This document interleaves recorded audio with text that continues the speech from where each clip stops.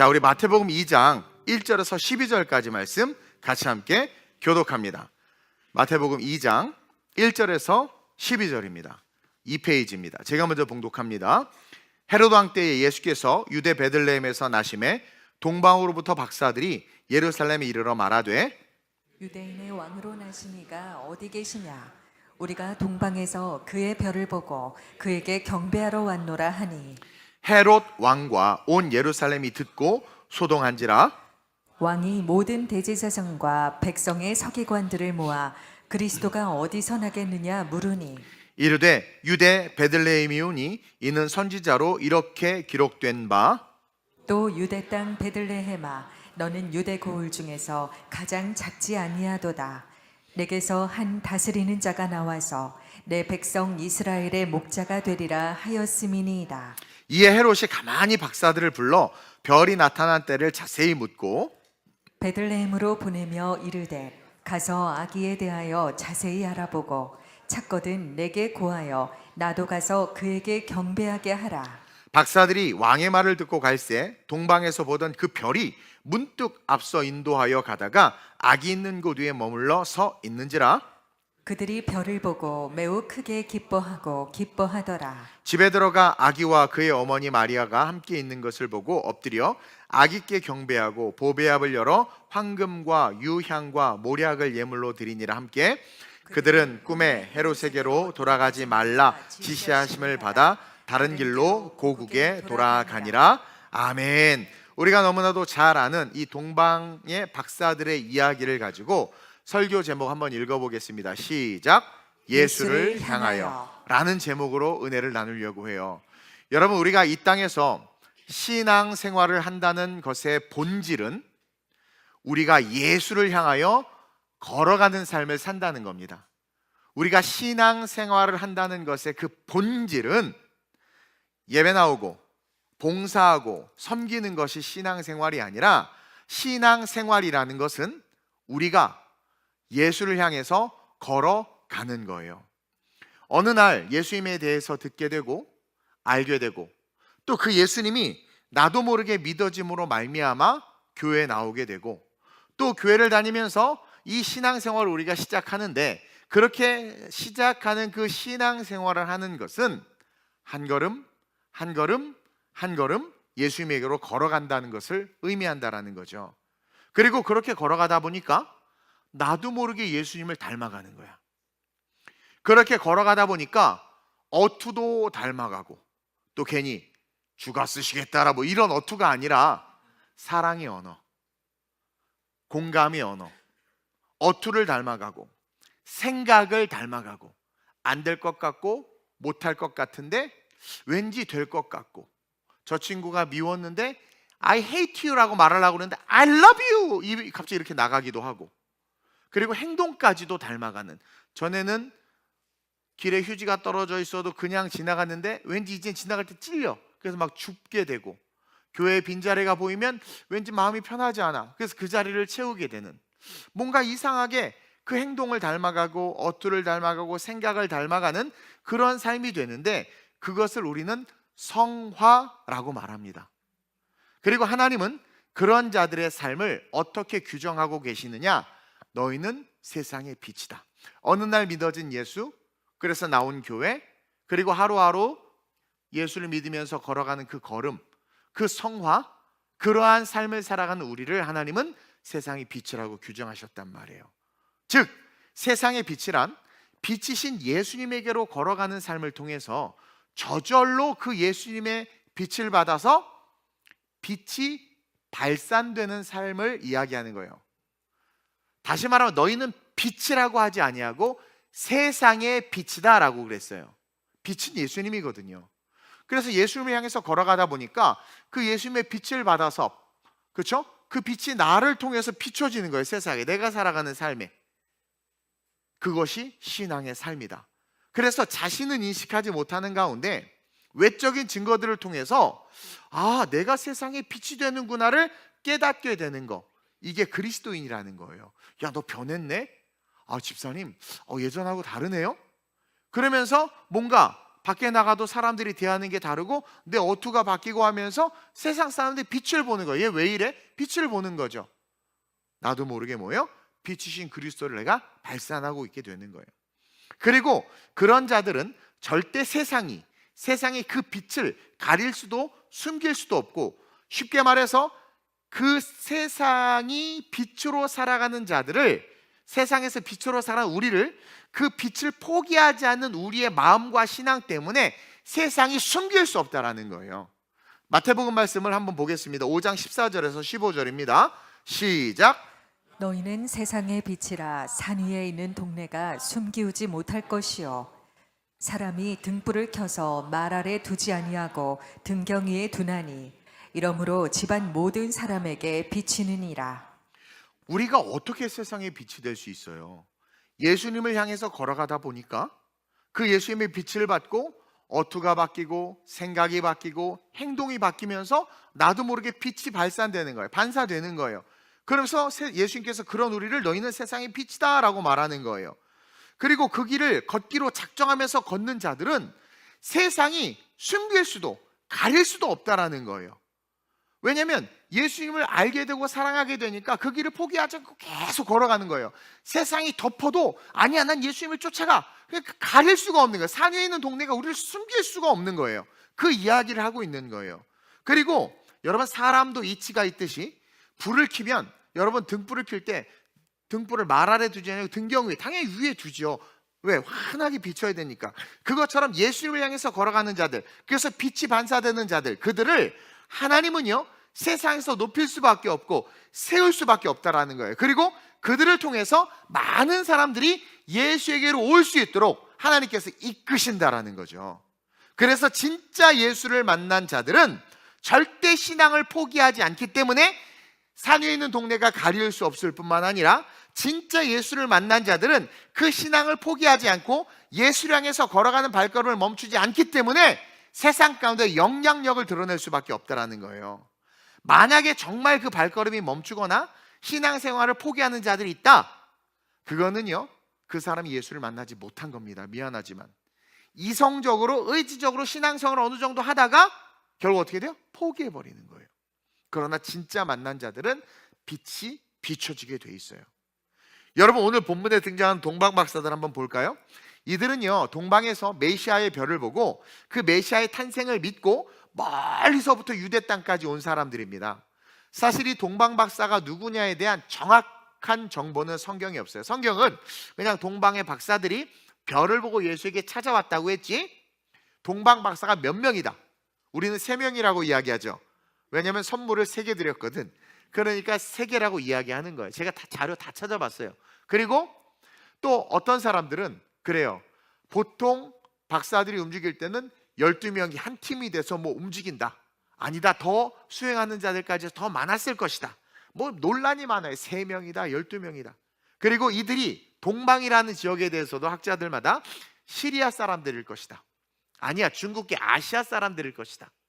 아니다, 예전에 북왕국 남유다로 찢어지면서 디아스포라 흩어진 유대인들이 동방까지 가서 그곳에서 유대인으로 계속 살다가, 그러니까 유대인에 대한 유대 그 메시아에 대한 그 예언을 알고 있지 않았겠느냐. 그러니까 그들은 유대인일 것이다. 그래서 그 메시아의 별을 보고 고향으로 돌아온 것이다. 뭐 별 얘기들이 많아요. 근데 여기서 고국으로 돌아갔대잖아. 고국, 자기의 나라로. 또 어떤 사람은 이들은 별을 연구했기 때문에 점성술사다, 조로아스터교의 제사장들이었을 것이다. 쓸데없는 뭐 온갖 그냥 뭐 별의별 말들이 많아요. 근데 우리는 그거는 설교에 중요하지 않고, 그거 안다고 우리의 믿음과 신앙이 고취되지 않아요. 만약에 정말 그게 필요했다면 성경은 본문에 기록했을 거예요. 따라서 우리는 그냥 성경에 기록된 본문에 충실하게 이 말씀을 묵상하면 돼요. 진짜 동방 박사가 몇 명이고 어디서 왔는지가 중요했다면 성경은 그 특징상 누구의 아들, 누구의 아들, 어디서 선 누구라고 정확하게 기록했을 거라는 거예요. 그러니까 여러분, 성경이 말하는 만큼만 가야지 성경이 말하지 않는 것까지도 알려고 하면서 2단, 3단 되는 거예요. 필요 없으니까 성경 그냥 여기까지 딱 기록해 놓은 겁니다. 예를 들어서 필요했다면 역대상 9장 16절처럼 기록했을 수 있어요. 읽어볼까요? 시작. 또 오바댜이니 그는 스마야의 아들이요 갈랄의 손자요 여두둔의 증손이며 또 베레갸이니 그는 아사의 아들이요 엘가나의 손자라 느도바 사람의 마을에 거주하였더라. 보세요. 어느 마을에 사는지, 어떤 출신이고 조상이 누군지 필요하면 성경은 다 기록합니다. 근데 이 동방박사를 굳이 그렇게 기록하지 할 필요가 없었던 건 사실 이 컨텍스트 속에서의 주인공은 예수 그리스도예요. 그렇기 때문에 예수 그리스도에 집중해야 되고, 우리가 이 땅에서 신앙생활하는 것은 교회 사이즈, 교회 시스템, 교회 시설, 교회 어떤 지원, 그게 아니라 우리가 이 교회에서 주목해야 되는 건 뭡니까? 예수 그리스도. 신앙생활에서 주목해야 되는 건 뭡니까? 예수 그리스도라는 거예요. 근데 그래서 성경에서 다른 내용을 싹 지우고 오직 드러내고자 하는 핵심 메시지를 우리에게 보여주고 있는 겁니다. 그게 본문 2절인데 시작. 유대인의 왕으로 나시니가 어디 계시뇨?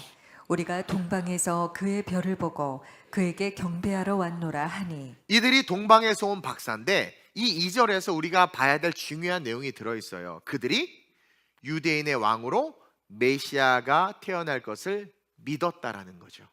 믿었다라는 거죠.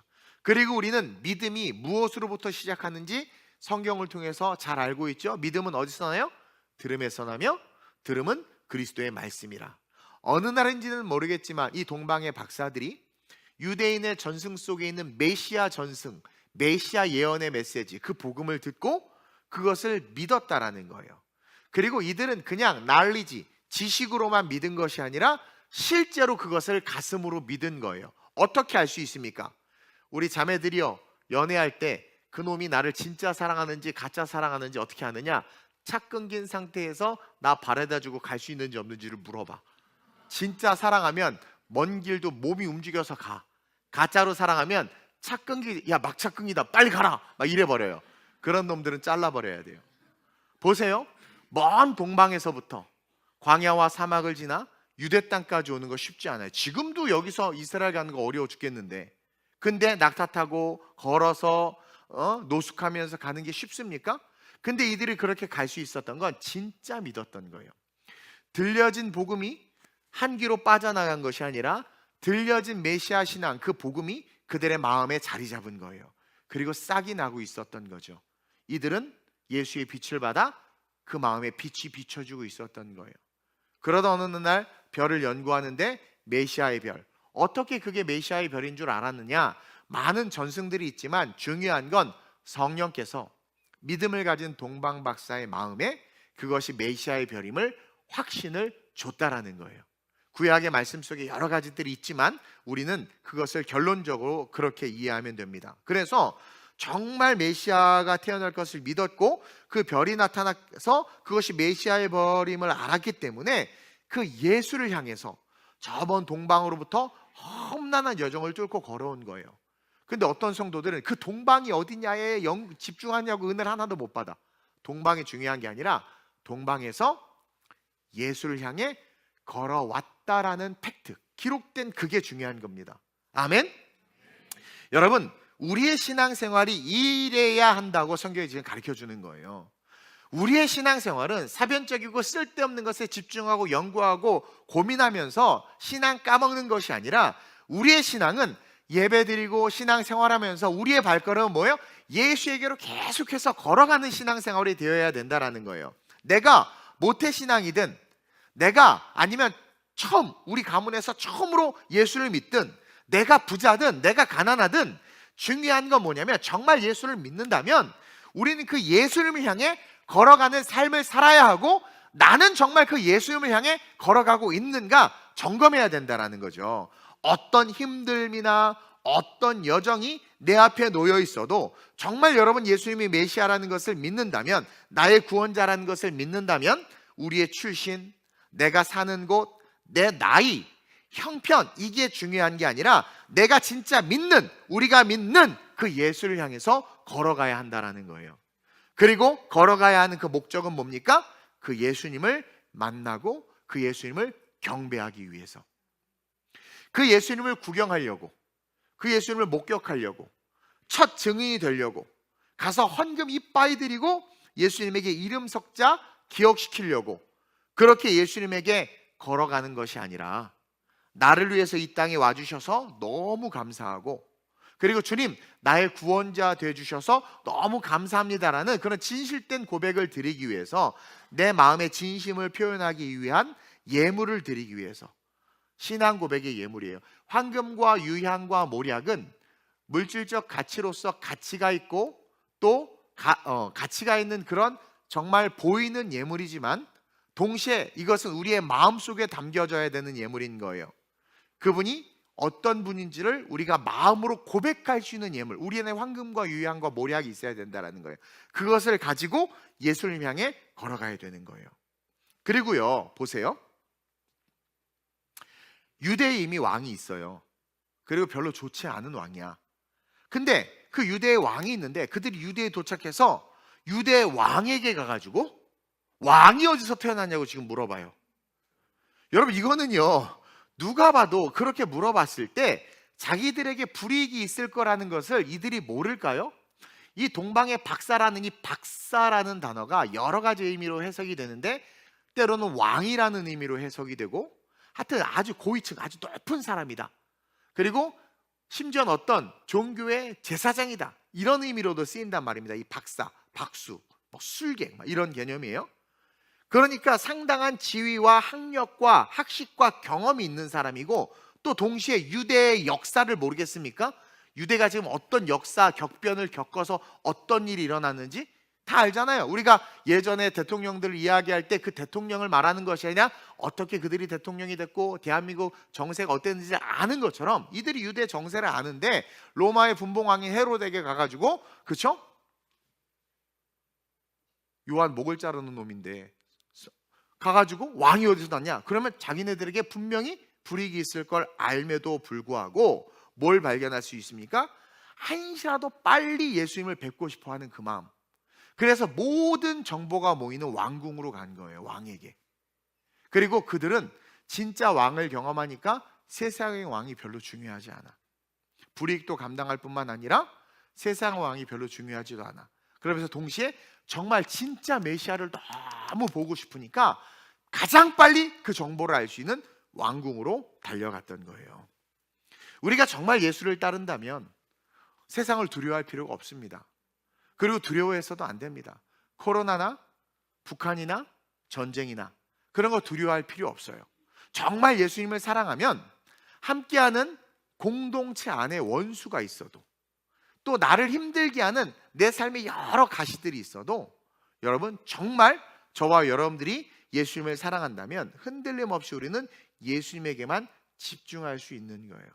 많은 사람들이 교회 안에서 사람 때문에 상처받는다고 합니다. 그러면서 힘들어해요. 그리고 교회를 옮기기도 하고 이 방법 저 방법을 찾기도 합니다. 시선이 어디에 머물러 있는 겁니까? 사람에게 머물러 있는 겁니다. 그러나 여러분 그거 아십니까? 우리 하나님은요, 변하지 않아요. 우리 하나님 항상 동일하십니다. 그래서 그 하나님을 바라보고 신앙생활하는 사람들은요, 뭐가 없냐면 흔들림이 없다라는 거예요. 그래서 우리는 하나님만 바라보고 흔들림 없이 예수에게로 계속 걸어갈 수 있는 진짜 신앙인들이 되어야 돼요. 그래서 그렇게 예수님을 향해서 걷는 자들에게는 하나님께서 뭘 주시냐면 성령을 주세요. 그래가지고 성령과 함께 세상에서 담대하게 달려가며 세상 끝까지 예수를 쫓아갈 수 있도록. 왜냐하면 우리는 육체 한계가 있기 때문에 시험이 오거나 낙심이 오면 갈등하거든요. 그러나 성령의 충만함이 있으면 뚫고 간단 말입니다. 그래서 그러한 자들에게 성령을 주는 거예요. 성령은 누가 받느냐? 예수를 향해서 어찌하든 걸어가려고 하는 진짜 믿음을 가진 자들에게 하나님께서 주시는 게 뭐다? 성령이다. 그래서 그 성령을 받는 자들은 주님 오시는 그날까지 예수 앞으로 멈추지 않고 just keep going, 걸어갈 수 있다는 거죠. 그리고 그렇게 예수를 향해서 걸어가는 자들은 언젠가 진짜 그 예수님을 만나고, 또 그 예수님이 만나 주세요. 그 앞에 기다리고 계세요.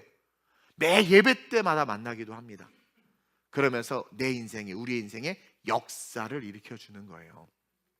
여러분 이 박사들이요, 결국은 10절 11절에서 예수님을 만나죠. 한번 볼까요? 시작. 저희가 별을 보고 가장 크게 기뻐하고 기뻐하더라. 집에 들어가 아기와 그 모친 마리아에 함께 있는 것을 보고 엎드려 아기께 경배하고 보배합을 열어 황금과 유향과 모략을 예물로 드리니라. 그렇죠. 이들은 동방이라는 어떤 나라로부터 광야와 추위와 더위와 여러 환경의 위험을 뚫고 예수 앞으로 왔어요. 뚫고 왔어요. 하나님 지키신 겁니다. 헤롯에게로 갔지만 또 하나님께 지키셨어요. 그리고 결국 그들이 바라던 대로 예수님 만났죠. 그래서 정말 예수를 향해서 걸어가는 자들은 100% 예수님 만납니다. 어떠한 시련과 장애가 있어도 정말 예수를 향해서 걸어가는 자들은 100% 예수님 만나고, 천국을 사모하는 자들은 100% 천국에 들어가요. 왜? 진짜 천국을 사모하면 천국을 갈 수 있는 내가 돼요. 바뀌어요. 빛을 받기 때문에 빛을 발산하게 된단 말이에요. 근데 천국을 가야지라는 마음만 있지만 마음이 없는 자들, 부자 청년처럼, 그러한 자들은 뭡니까? 가고는 싶지만 더 사랑하는 뭔가가 있어요. 그게 우상숭배거든요. 그러니까 빛이 발산되지 않아요. 결국 예수님 못 만났잖아요. 어쨌든 그들은 예수님 만났어요. 그리고 자신들이 가진 가장 값진 보물을 하나씩 내어놓습니다. 우리가 잘 알듯이 한 사람은 황금을, 한 사람은 유향을, 한 사람은 모략을 내놔요. 근데요, 이것이 바로 우리가 예수님을 따르면서 드려야 되는 우리의 마음이라는 것을 꼭 기억하시기를 바라요. 어떤 목사님들은 크리스마스 때 황금 갖고 오라고, 집에 있는 금덩어리 갖고 오라고 막 그런 분도 계시는데, 여러분 그게 아니라, 여러분 이 한 박사가 황금을 제일 먼저 드렸어요. 성경에 그렇게 기록되어 있죠, 순서대로. 여러분 이 황금이 뭐냐면 예수님이 왕이라는 거죠. 황금은요, 왕에게 바치는 예물입니다. 왕에게 바치는 예물을 상징하는 거예요. 그러면서 이 첫 번째 예물을 드리면서 성경이 우리에게 뭘 가르쳐 주느냐, 너희가 예수님을 향해서 걸어가는 삶을 살 때 그분이 너희의 왕임을, 그분의 왕권을 인정하면서 예수님을 따르라는 거예요. 여러분 이게 너무 중요합니다. 우리는 내가 왕인 상태에서 예수님을 따라요. 그래서 마치 하나님을 요술램프의 진이를 부르는 것처럼, 주여 주여 돈 주세요, 주여 주여 문제 해결해 주세요, 주여 주여, 나를 위한 서번트로 우리 주님과 하나님을 따르고 있어요. 주님이 우리의 종이어야 돼. 근데 그거 아니라는 거예요. 정말 예수를 향해서 걸어가는, 이것이 신앙생활이라고 그랬죠. 정말 올바른 신앙생활을 하는 자들은 황금을 내어드리면서 예수님에게로 가야 돼. 당신이 나의 왕입니다. 왕권이 당신에게 있습니다. 나는 당신의 백성입니다. 이것을 인정하면서 걸어가는 신앙이 되어야 된다는 거예요. 그럴 때 뭘 받습니까? 그분의 통치를 받는 거예요. 그분의 통치가 우리의 삶에 임하는 겁니다. 그러면서 둘째로 유향을 드리죠. 여러분 이 유향이라는 것은 제사장들이 제사를 드릴 때 피우는 향이에요. 유향을 태워서 짐승을 잡고 제사를 드릴 때 그 향기를 가득하게 합니다. 구약에서. 다시 말해서 이 유향을 드린다는 것은 예수님이 우리의 대제사장이라는 거예요. 구약 시대에 죄를 지은 백성이 짐승을 데리고 와서 제사장에 오면 제사장이 유향을 태우고 그 짐승의 머리에 안수를 하고 이 죄인에게 손을 대면서 이 짐승이 죽음으로 네 죄가 사해졌다라는 중재자 역할을 해요, 제사장이. 그때 그 제단을 휘감는 것이 유향의 향기예요. 다시 말하면 예수님이 죄인인 나를 하나님에게로 연결시켜주는 대제사장이라는 거예요. 대제사장. 우리의 죄를 대속해 주시는 분이라는 거예요. 이것을 통해서 우리가 뭘 배워야 되느냐, 우리가 올바른 신앙생활, 예수를 향하여 걸어가는 자들의 삶에 항상 뭐가 있어야 돼요? 회개가 있어야 된다는 거예요. 여러분 회개하지 않는 자들은 예수를 쫓는 자가 아닙니다. 우리는 다 용서를 받았지만 내가 또 죄를 져요? 그것을 내가 회개한다라고 고백할 때 그 용서, 십자가의 원죄와 자범죄가 다 사해진 게 유효해지는 거지, 이미 다 사함받았다고 계속 죄를 지면서도 그 죄에 대해서 내가 고백하지 않으면 그 죄는 쌓이게 돼 있어요. 그래서 늘 주님 나는 죄인입니다 라는 회개와 함께 예수님을 따르는 삶을 살아야 된다는 것을 이 유향을 드린 박사를 통해서 성경이 우리에게 가르쳐 주는 거예요. 왜냐하면 이제 예수 탄생과 함께 십자가의 죽음과 부활이 있잖아요. 그리고 우리는 그 예수님을 쫓아야 되는데 부활하신 예수님은 응리에 태어난 예수님처럼 부활하신 예수님은 동일한 의미예요. 그 부활하신 예수님 우리가 믿어야 된단 말이에요. 그러면 그 부활하신 예수님한테 다가갈 때 당신이 나의 왕이시고 당신의 통치를 받기를 원합니다. 당신이 나의 제사장입니다. 내 모든 죄를 사하시고 용서하시는 분이기 때문에 늘 회개하면서 당신을 쫓아갑니다. 이것이 진정한 신앙생활이라는 거예요. 그러나 구원파를 비롯한 많은 이단들은 한 번 회개한 걸 왜 또 회개하느냐? 그러면서 제사장으로서의 예수님을 없애버렸단 말이에요. 왜? 그 자리에 자기 이단 교주가 들어가야 되니까. 우리는 대제사장으로서 예수를 절대로 잃어버리면 안 됩니다. 그래서 항상 당신 없이는 나는 구원받을 수 없습니다라는 간절함과 겸손함과 감사함으로 예수님을 향해서 걸어가야 된다는 것을 요향을 통해서 배우는 거예요. 다 용서해 줄 거야. 그런 교만과 오만이 아니라. 그리고 모략은 뭡니까? 여러분, 이 모략이라는 것은 방부제예요. 사람이 죽으면 장례 때 사용하는 향품입니다. 향료예요. 즉 죽은 사람에게 바르는 건데, 이것은 뭐냐면 예수님의 죽으심과 부활하심을 상징하는 거예요. 다시 말하면 말씀을 믿는 거예요. 예수께서 죽었다가 사흘 만에 살아나야 되겠다라는 그 말씀을 믿는 겁니다. 즉 예수님이 나를 위해서 늘 십자가에 못 박혀 죽으셨다는 사실, 그러므로 말미암아 내 죄가 사해졌고 그분이 부활하심으로 말미암아 나 역시 예수님처럼 부활하여 영원한 천국에 갈 것을 믿고 예수님 향해서 달려가야 된다라는 거예요. 다시 말하면 천국 소망을 가져야 된다라는 겁니다. 동시에 모략은 이 땅에서의 삶은 의미가 없다. 이 땅에서의 삶은 의미가 없다. 방부제가 썩지 않게 하는 거잖아요. 영원한 삶이 의미가 있다. 영원한 삶을 추구하라는 거예요. 그리고 그렇게 황금과 유향과 모략을 드리는 마음으로 예수님을 향해 달려가는 자들이 진짜 신앙생활을 하는 자들이고, 그러한 자들의 삶에는 누가 나타나느냐? 반드시 에베네셀의 하나님이 나타나요. 본문 12절 한번 볼까요? 시작.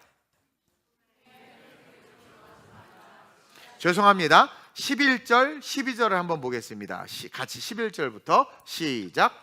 집에 들어가 아기와 그 모친 마리아에 함께 있는 것을 보고 엎드려 아기께 경배하고 보배합을 열어 황금과 유향과 모략을 예물로 드리니라. 자, 여기까지가 예수를 따르는 삶, 진정한 예배자의 삶이에요. 그렇게 예배자의 삶을 살았더니 어떤 일이 일어납니까? 그 다음에 12절 시작. 꿈에 헤롯에게로 돌아가지 말라 지시하심을 받아 다른 길로 고국에 돌아가니라. 우리가 예배자의 삶을 살면 하나님이 함께 하세요. 내가 너와 세상 끝날까지 함께 한다고 그랬잖아요. 그렇게 함께하는 그 예수님은 우리를 지키십니다. 그래서 그들이 예배를 다 마쳤어. 온전한 신앙 고백을 했어요. 그리고 이제 돌아가려고 하는데 누구를 만나요? 에베네셀의 하나님을 만나는 거야. 도우시는 하나님을 만나는 거예요. 어떻게 도와요? 꿈에 헤롯에게로 돌아가지 말라. 우리의 발걸음을 인도해 주신 하나님을 만나는 거예요. 지시하시는 하나님. 이럴 땐 자막을 띄워주면 센스가 있는데, 돌아가지 말라. 또 뭐예요? 지시하시는 하나님. 우리를 가이드해 주는 거예요. 성령님의 역할이죠. 결론적으로 싸잡아서 어떤 하나님이에요? 에베네셀의 하나님. 결론적으로 우리를 여기까지 도우셨다라는 고백이지만 본질의 의미는 뭡니까? 도움의 하나님이라는 거예요. 도우시는 하나님이라는 거예요. 그래서 마음과 뜻을 다해 예수님을 따르는 자들, 예수를 향해 걸어가는 자들에게 하나님은 반드시 도우시는 하나님으로 역사해요. 저도 개척하고 또 선교지에서 또 선교할 때 또 어떤 사역을 할 때 제가 신령과 진정으로 주님을 쫓아가려고 하는 그 모든 상황에서는 우리 하나님이 항상 도우시는 하나님으로 나타났어요. 정말 물질이 없을 때 놀라운 손길로 까마귀를 통해서 하나님께 공급해 주시고, 뭔가 이 문제를 해결하기 위해서 어떤 돌파구가 필요해서 기도할 때 그래 하나님께서 역사하실 거야 믿고 갔더니 정말 그 문이 아예 열려져 있는 거예요. 예를 들어 우리 윤미 사모님 같은 경우도 그래요. 정말 이번에 이 비자 못 받으면 정말 어려움이 있어요. 근데 이 비자를 받았기 때문에 둘 다 종교인 비자를 받는 것 자체가 기적이에요. 그러니까 따로 또 움직일 수도 있고, 이거는 안 되고 대사관에서도 분명히 안 되는 일인데 하나님의 은혜를 준 거거든요. 그러니까 에베네셀 하나님을 만난 거예요. 여러분 창세기 28장 15절 볼까요? 시작. 내가 너와 함께 있어 내가 어디로 가든지 너를 지키며 너를 이끌어 이 땅으로 돌아오게 할지라. 내가 내게 허락한 것을 다 이루기까지 너를 떠나지 아니하리라 하신지라. 보세요. 내가 내게 허락한 것을 다 이루기까지 너를 떠나지 아니하리라. 내가 너를 돕겠다라는 거죠. 내가 너와 함께 있어 어디로 가든지 지키고 인도할 것이다. 이게 뭐예요? 에베네셀의 하나님, 즉 예수를 향해서 걸어가는 자들의 삶에 도움의 하나님으로 함께 하시는 그 하나님을 우리는 볼 수 있다는 겁니다. 하나님의 임재, 보호와 인도, 약속의 성취, 하나님의 신실함을 누릴 수 있는 자들은 바로 예수의 빛을 받아 예수를 향해서 걸어감으로 예수의 빛을 받아 그 예수의 빛이 세상에 비춰지는, 자기도 모르게 비춰지는 거예요. 그러니까 산 위에 있는 동네가 가리지 못해. 왜? 자연스럽게 비춰지는 그 빛 속에 뭐가 있어요? 에베네셀의 하나님의 은혜가 있는 거예요. 도우시는 그 하나님의 손길이 있는 거예요. 잊지 말았으면 좋겠습니다. 여러분, 우리가 교회 다니는 것은 클럽 활동하는 거 아니에요. 동호회, 예수 믿는 동호회 아니에요. 우리는 엄중한 종말을 우리는 눈앞에 두고 있고 엄중한 심판을 우리는 눈앞에 두고 있습니다. 영원한 생명을 주신 주님께 우리는 감사하면서 정말 주님을 향해 달려가는 찐 성도들이 돼야 돼요. 과연 나는 그런 신앙생활을 하고 있는가? 예수를 향해 달려가고 있는가? 이 성탄을 앞두고 여러분 지금 구유의 누인 아기 예수에게로 달려가야 돼요. 그렇죠? 이 성탄을 앞두고 마리아와 요셉 역시 험난한 길을 예수를 향해서 걸어갔잖아요. 그것처럼 나는 정말 예수를 향해서 달려가나? 조금만 험난해, 조금만 피곤해, 조금만 불편하면 나는 그 걸음을 멈추지 않나? 오늘 3시 예배 때도 말하겠지만 마가 요한도 2차 선교여행을 가면서 잘린 이유가 뭐예요? 1차 선교여행 때 그 길이 너무 험하니까 포기한 거예요. 나는 정말 예수님을 사랑하는가? 난 진짜 예수님을 쫓고 있는가? 신앙생활이라는 것은 예수를 향해서 걸어가는 건데 내 신앙생활은 건강한가? 여러분 진단하시길. 그래서 십자가 예수 그 앞에 서기 전에 탄생의 그 예수 앞에서부터 다시 우리의 신앙을 바로 세워서 황금과 유향과 모략, 당신은 나의 왕이십니다. 당신은 나의 대제사장이십니다. 당신을 통해서 내가 영원한 천국을 꿈꿉니다. 고백하면서 그 길을 달려가는, 정말 예수님 뵙기를 원하는 삶을 사는 우리 성도들이 됐으면 너무 좋겠습니다. 그래서 이 시간 함께 이 말씀을 붙잡고 결단하면서 기도했으면 좋겠어요. 하나님, 내가 정말 예수를 향해서 달려가는 신앙생활 하게 하여 주옵소서. 예수를 향해서 달려감으로 말미암아 나도 모르게 빛을 받아 빛이 세상에 비춰지는 세상의 빛 되게 하소서. 예수를 향해서 달려가며 내 안에 황금과 유향과 모략의 신앙을, 그 선물을 늘 주님께 올려드리면서 걸어가게 하여 주옵소서. 그리고 내가 어떠한 상황에서든 두려워하지 않는 것은 그렇게 걸어갈 때 에베네셀의 하나님께서 나와 함께 하심을 믿기 때문에 나는 두려움 없이 달려갑니다. 그 신앙 고백으로 우리 주님을 3번 부르고 합시 부르짖어 전심으로 기도합니다. 주여 주여 주여. 좋으신 아버지 하나님, 오늘 동방의 이 세 박사는 바로 우리를 상징합니다. 우리가 어떻게 신앙생활해야 하는지, 우리가 어떠한 삶을 살아야 하는지 성경은 보여주고 있습니다. 하나님, 아름다운 우리의 모든 성도들이 이 동방의 박사들과 같이 신앙생활하게 하여 주옵소서. 어느 날 들은 그 복음이 믿어져서 예수를 구주로 영접하고 그 예수님을 향해서 하나님 걸어가는 그 발걸음이 이 동방의 박사들처럼 환경이 어떠하든 상황이 어떠하든 흔들리지 않게 하시고 그 예수님을 뵐 때까지, 영원한 천국에 이를 때까지 우리의 마음에 황금과 유향과 모략을 가지고 예수님 당신 나의 왕이십니다. 예수님 당신 나의 죄를 사하신 대제사장입니다. 예수님 당신으로 내가 영원한 천국을 꿈꿉니다. 그것을 바라보며 걸어가는 이 시대의 진정한 동방의 박사들, 이 시대의 진정한 신앙인들 되게 하여 주옵소서. 예수를 향하여 멈추지 않고 걸어가게 하셔서 예수의 빛을 받아 그 빛을 세상에 비추는 너희는 세상의 빛이라. 산에 있는 동네가 숨길 수도 가릴 수도 없다고 말씀하신 것처럼 도움의 하나님의 손길을 통하여 세상 가운데 우뚝 서는 올바른 신앙인들 되게 하여 주옵소서. 이 연말에 시험이 많습니다. 이 연말에 우리가 신앙을 바로 세우지 아니하면 우리는 사람 때문에, 환경 때문에 쉽게 넘어지고 쉽게 쓰러지고 쉽게 약해집니다. 이럴 때 우리는 구의에 누인 아기 예수를 향하여 달려가야 합니다. 날 위해 오신 그 예수님을 향하여 달려가야 합니다. 그럴 때 우리는 곤비치도 피곤치도 않고, 그럴 때 우리는 우리가 구하지도 바라지도 않은 것들을 응답받을 수 있습니다. 하나님, 한 번 사는 인생 신앙생활하게 해주셔서 감사합니다. 근데 그 신앙생활이 엉터리면 우린 천국 갈 수 없습니다.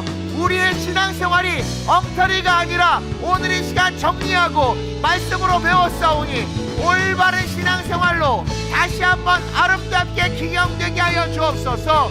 오직 예수를 향하여 황금과 유향과 모략을 가지고 달려가게 하여 주옵소서. 당신은 우리의 왕이시며 나의 왕이시며 나의 구원자이시며 영원한 천국과 생명을 주시는 하나님이십니다. 성령이여 역사해 주옵소서. 기름 부어 주옵소서. 좋으신 아버지 하나님, 감사합니다. 성탄의 기쁨이 점점 소실되고 있습니다. 메리 크리스마스라는 문구를 쓰는 것이 폭력이라고 말할 정도로 세상이 미쳐 있습니다. 세상의 옳고 그름, 정치적 올바름들이 복음의 진리를 훼손시키고 있습니다. 이 험난한 시대에 진짜 세상의 빛을 비추는 예수를 향하는 자들이 필요한 줄 믿습니다. 하나님, 신앙생활이라는 것은 어느 날 들은 복음이 나를 스쳐 지나가는 게 아니라 내 마음에 들어와 자리를 잡고 싹을 내면서 시작되는 게 신앙생활입니다. 신앙생활은 그 예수가 믿어져서 동방의 박사들처럼 아무리 힘들고 어려워도 그 예수를 향해 걸어가는 삶, 그것이 신앙생활입니다. 오늘 주신 말씀 붙잡고 혹여나 엉터리로 신앙생활하다 구원 못 받을까 봐 두렵사오니 아름다운 우리 교회 모든 성도들만큼 하나님 꼭 붙잡아 주시고 사랑의 팔로 안아주셔서 엉터리 신앙생활이 아니라 올바른 신앙생활, 마음의 황금과 유향과 모략을 가지고 아무리 힘들고 어려워도 예수를 만나고자 예수를 향하여 걸어가는, 당신 나의 왕이시며 나의 대제사장, 대속, 구원자이시며 영원한 천국을 주신 하나님이심을 믿기에 내가 당신 향해서 달려갑니다. 당신을 뵙길 원합니다. 천국 가길 원합니다라는 소망을 가지고 광야를 뚫고 추위를 뚫고 더위를 뚫고 생명의 위협을 뚫고 예수를 향해서 걸어가는 진짜 신앙인들 돼서 도움의 하나님을 만나 이 땅의 인생도 승리할 뿐만 아니라 영원의 삶을 누릴 수 있는 하나님의 축복의 자녀들, 그 모든 자녀들 우리 성도들 되게 해 주옵소서. 감사함을 드리며 예수님의 이름으로 축복하며 기도드립니다. 아멘.